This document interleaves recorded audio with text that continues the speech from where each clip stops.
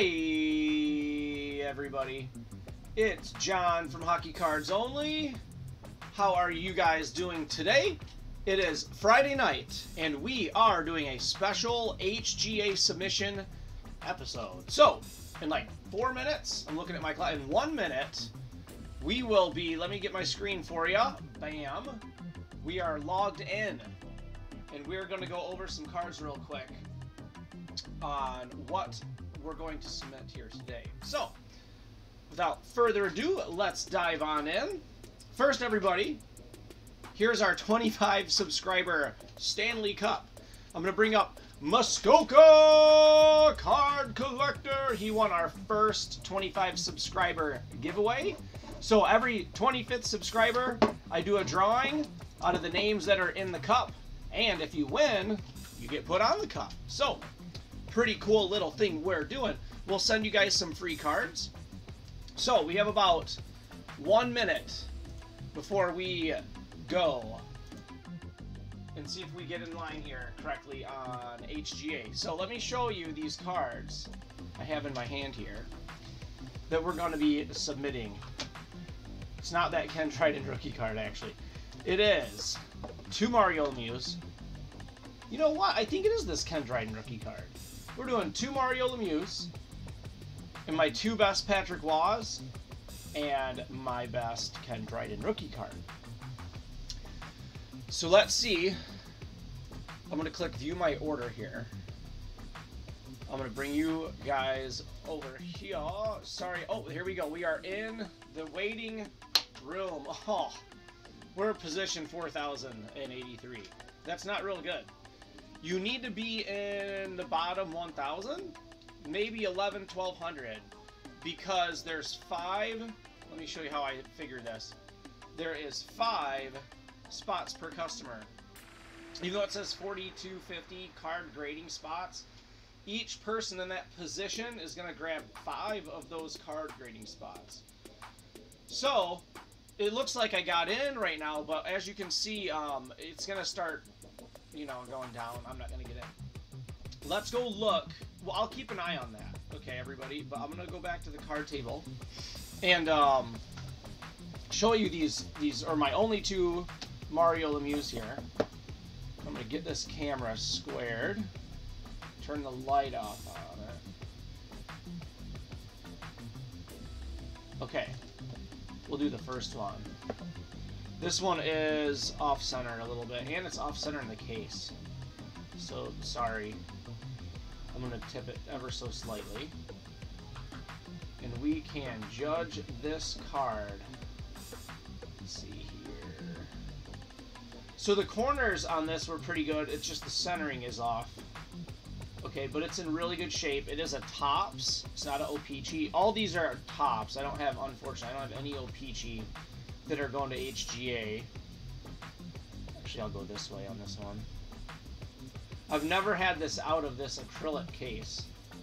We picked this up about 20 episodes ago.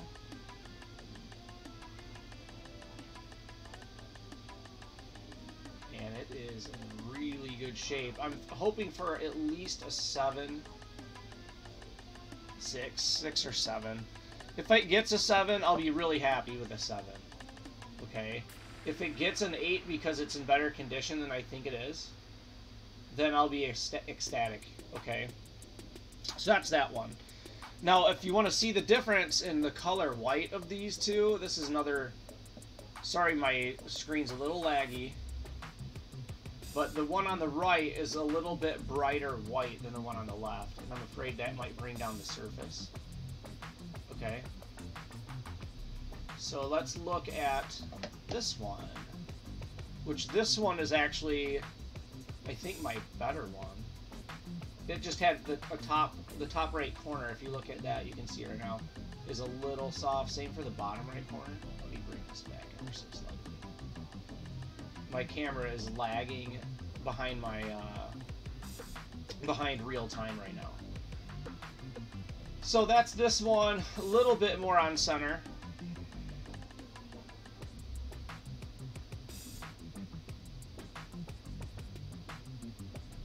But this one is, it's whiter and it is but it had one soft, no, I wouldn't even call it soft, just you can tell the corner isn't white. So that's those two. Those are my two best rookie cards, to my knowledge, okay? I mean, I have that box bottom PSA Authentic card. Mario Lemieux. I like Mario Lemieux's cards for some reason. This card here is an immaculate shape. It's just when they did the box cutting, they cut it wrong. And it's actually small. Or someone straight up trimmed it. So the bottom line is we'll never know. And it's probably going to just have to stay a PSA Authentic in this case. And I'm going to be happy that it's in just awesome shape. It's just a little small, and maybe it was trimmed. But this is the pretty much the lowest value on the list of 1 to 10. An Authentic, I believe, would be lower than a 1. Because it can't get graded because it's potentially been trimmed. You can almost hear it. Whoa, I just threw my camera. Hold on. Here, I'll hold this to the microphone. Okay. You can hear it. Okay. So I don't want to do that forever to that card because I'm sure it's going to wear it out slowly over time. Now I have 6 Patrick Wall rookie cards, and these were the 2 best ones, okay? And that's how I'm going to... I'll look at the first one. Okay. And this one, all of them were within the same centeredness. And, excuse me. This one had the best corners on it. Okay. Which this one I'm hoping for it's just in a random case that has that marker on it. But this one was in really good shape. If it gets an 8, I'll be happy. If you're getting 8s on cards you found in I got these in a Goodwill box. If you want to see how I acquired these, like my second episode and third episode, I literally thought I was doing a jersey opening and it was going to take 10 minutes. And instead I opened up a box of cards and I didn't have time to sort them. But I opened up enough of them and we go through and I find 2 of them right away. And I'm like, man, I gotta go. Because I only had 10 minutes to shoot this video. And then that was my second video on this whole channel. I found 2 Patrick Wall rookie cards. Then the third video on the channel, I go through the rest of that set, which is, obviously the next day as soon as I got home from work. And that's where we find the other 4, I believe. So this is the other best one of those. And this one's in really good shape. The bottom corner, as you can see on the right, is not pristine. So none of these are going to get pristine 10s. I mean, I didn't open fresh packs to get these. These are just like card hunting gone correct. And some of my big wins. Now, the other ones are still valuable enough, and they're very close in condition to these. It's just these were the best ones. None of them had, I don't even think one had a folded corner. And they were all so close to being on center that I just was like, man, I'm going to give the best corners the best condition. So I have 2 Ken Dryden rookie cards. This card is special because it's the first card with a goalie with a hockey helmet on. So it's a big deal in a way. So it was a big deal just to change to hockey helmets, or hockey mask, if you want to call it a mask. Or it's like technically a mask here, and it's a helmet today. So this one I found, and it was a big disappointment find, as you can see on the top right. It wasn't in the photos that this was like this in the photos. Okay, so you could tell it was Ken Dryden, but you couldn't see that top corner. And there it is. So this card, even though it's in pretty good shape outside of that, it's still going to rate less than a 3, maybe a 1 or a 2. Hopefully a 2. It's not creased, and it's fairly good shape, but this one I picked up right off of eBay. And this one I was thinking could be maybe a 4. It's a little dirty right here up by that S. And I think down above the Ken, there's a little dot. But this is a really awesome card. So that was the one I think I'm going to submit. Now, let's show you. I've got like 6 other ones I want to send, but I just can't, because you can only do 5. So I'm going to show you those, and now we're going to get into some OPG. The first one I have is this really nice Steve Yzerman rookie card in OPG, but the bottom right corner is stained very ever so slightly. It's just off color of the color white. So I think that's a coffee stain. I don't know if you can even tell. You can tell if it's under a bright white light like we are. You can see right there. It's barely off color, but it's off color. So that makes this card, I don't even know how they would grade that, in all honesty. They might hit the surface or the corner, but if I got a 6 on this thing, I'd be pretty happy. It's centered well. They could give me an 8, and I would be like, holy cow. Only, you know, the stain's pretty much its only flaw. Then I have a 72-73 Bobby Orr, and this is in tops, I believe. Yes, this is in tops. And it's minor defect, you can see right there on the case. I'll put the green dot by it. It's that dot on the card. So I didn't pay as much for this. Okay. But I'd love to get it graded because it's in like really good shape. It's centered. And this is just a classic Bobby Orr card. You know, well, let me get the top corners in there for everybody. So yeah, you would want to send this up to get graded if it was in the collection, you know. So then I have a couple. Here's a couple of the Patrick Waugh that didn't get. They were not as good as those other two, and I'm just going to show you that they're pretty darn good shape. They're not too bad. This one's top right corner, maybe not as good. This one was the first one I found, and I put it in this weird acrylic rookie case. It's kind of hard to see how good a shape this one's in because of the acrylic around the corners. But this one is, again, also in really good shape. Oh, this one has a little mark on this corner. Not on the corner. See that, like a wax spot. So, yeah. Patrick Waugh. That's why I'm wearing the jersey. This is my Patrick Waugh jersey. So here is Patrick Waugh card. Number, what are we on? It's 4, 5? 5. So, yeah. 5 cards. That one has a soft bottom right. But just barely. Just enough to say, hey, this other one was better. And then here is the last one. And this one has a top right that isn't just great.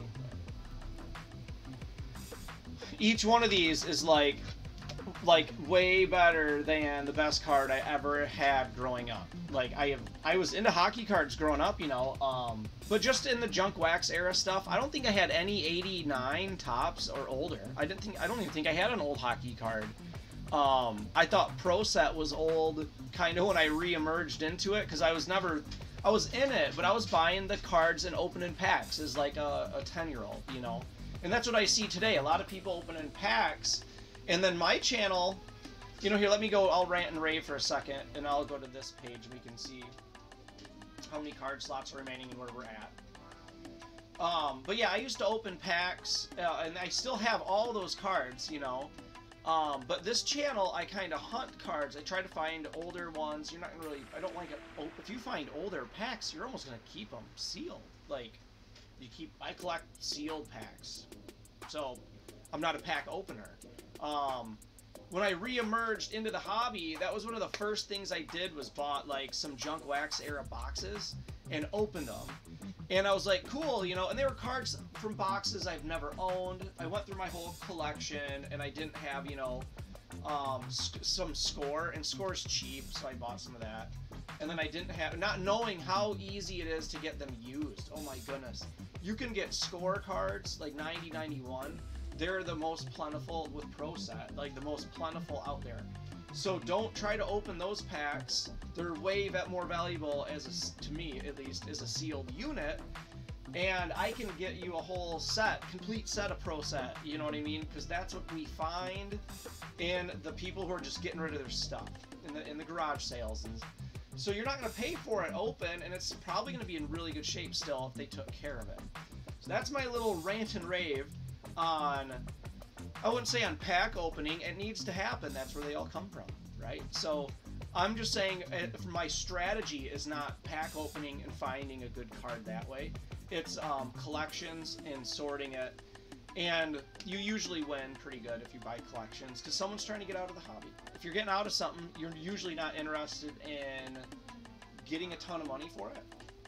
So once I did that for a minute and I got comfortable with a bunch of cards, I was like, cool, I've hunted a bunch of cards. And you can watch them on all of our videos. I just started another method, which is just getting on eBay and picking up the stuff I don't have. And that's a hobby in itself. I'm having a lot of fun buying dollar cards, $2 cards here and there that are some of my favorite players, which you've seen me do. Pavel Bure stuff. And then same deal goes for like some of these things like the Ken Drydens. Let me go back here. You know, I picked up this Bobby Orr on eBay, you know. But some of these are going for hundreds of dollars graded. And some of them are going for just $3 and $4 with a crease down the center. So you just take your time and you pick out one of these types of cards that you really want to try to get. And you put in multiple bids on good condition ones, hoping that the price is going to be, you know, you might snipe one where you get it way less than what you feel like it's worth. Or that you see the other ones going for, and just no one's paying attention that Tuesday morning when the guy listed it and it's closing. Or sometimes they close at 4 in the morning. So that's kind of weird. I list cards late at night too sometimes, but this card I picked up on eBay. You know, this is just last episode. This is my most expensive purchase for the hobby. And I didn't feel as bad spending the money on it because it's graded. And they're all going for more than what I paid for it. At least from what I was seeing.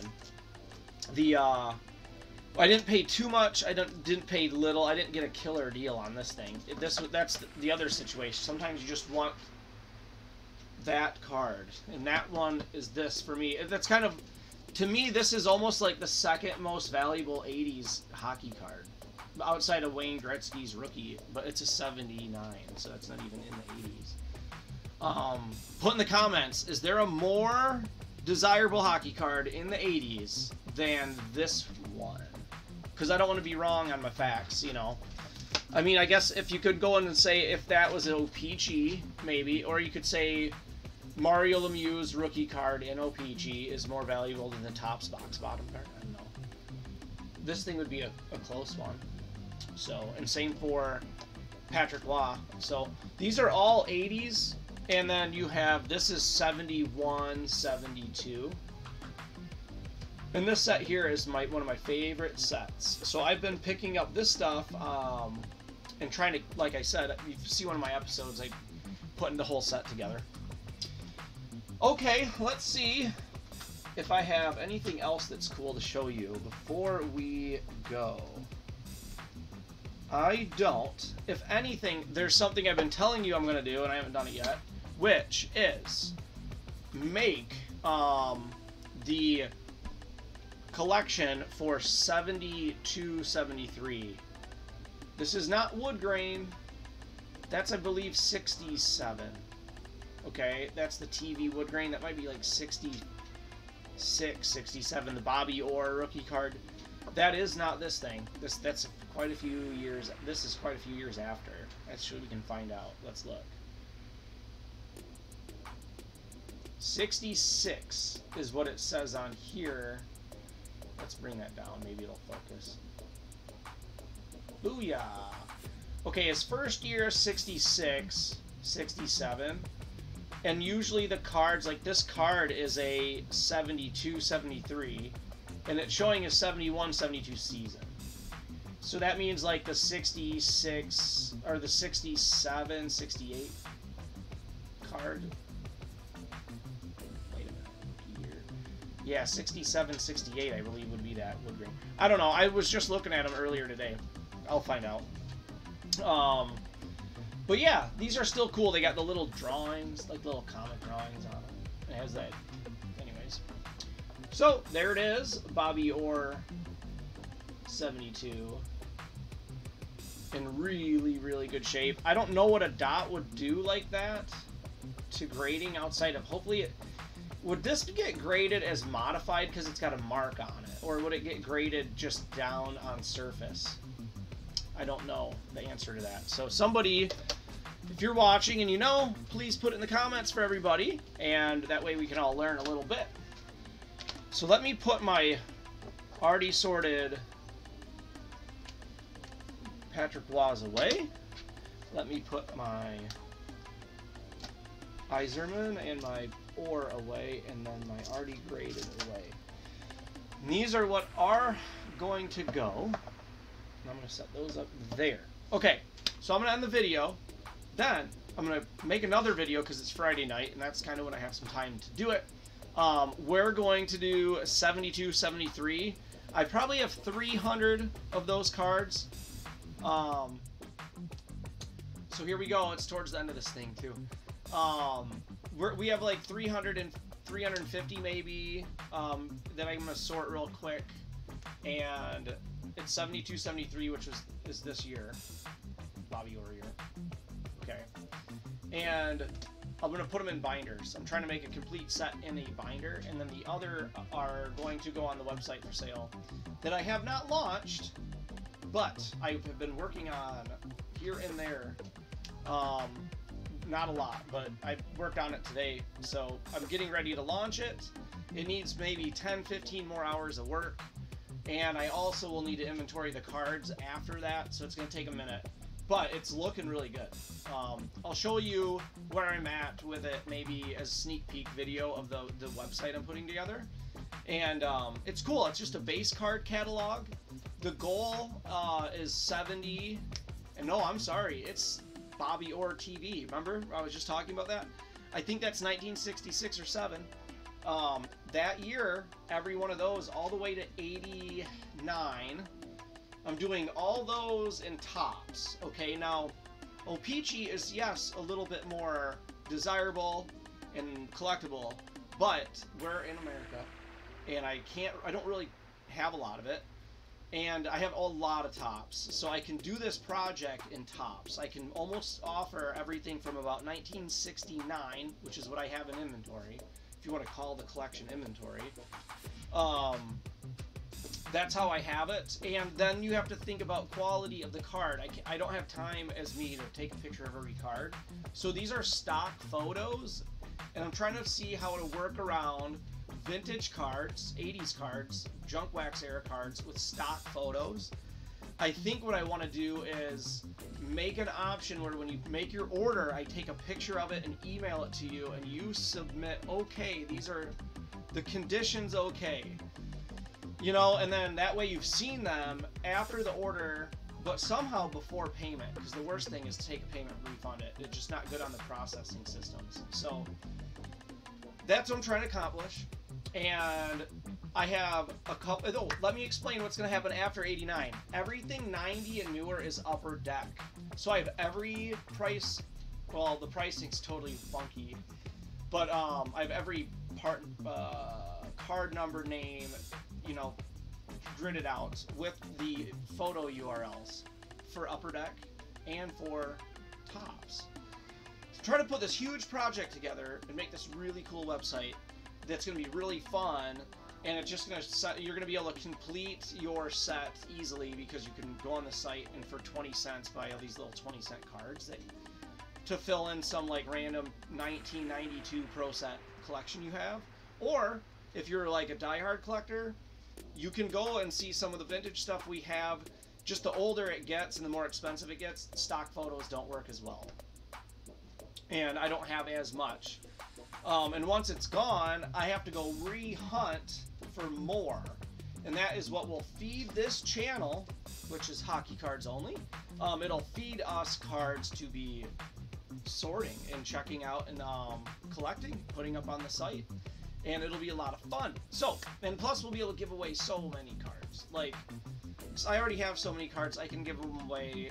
Just the shipping cost, I guess, would add up. But I could give every subscriber cards. There's so many cards here. So yeah. Anyways, we'll keep sorting them, and I have them organized by year, and they're organized. That's what I'm kind of good at doing. It's kind of one of my relaxation things is sorting cards and making collections. I like doing that kind of instead of watching TV as much. You know, I don't like watching. I'm not a TV watcher. I'll watch some YouTubes. So, anyways, subscribe. It looks like we're not gonna make it in here. So next week, everyone.